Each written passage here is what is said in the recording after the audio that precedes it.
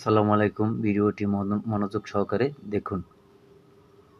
আপনারা মসজিদের ইমাম নির্বাচনে কত যাচাই বাছাই করেন, কিন্তু সমাজ আর রাষ্ট্রের নেতৃত্বে যাদেরকে পাঠান, যারা সমাজ ও রাষ্ট্রে আপনাদের নেতা হয়, এই লোকগুলোর অনেকের ঈমান নাই,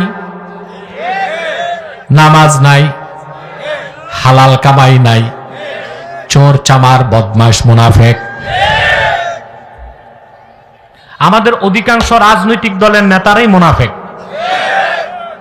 তারা কি?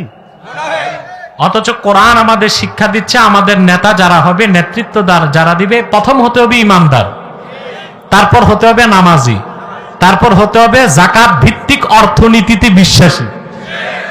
ঠিক না? আর আমরা কাদেরকে নেতা বানাই? এই যে বলতেছেন বাংলাদেশ সংস্কার করবেন, কিচ্ছু হবে না। সংস্কার আপনাদের হাতে।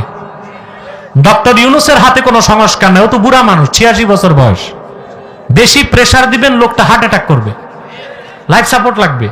সংস্কার তো আপনাদের হাতে। আপনারা নেতাগুলো ঠিক করেন, দেশ ঠিক হয়ে যাবে। আমার দেশের মৌলিক সমস্যা হচ্ছে যারা আমাদের নেতৃত্ব দিচ্ছে তারা আল্লাহ দ্বীনের সাথে গাদ্দারি করে, জাতির সাথে গাদ্দারি করে, দেশের সম্পদ লুণ্ঠন করে,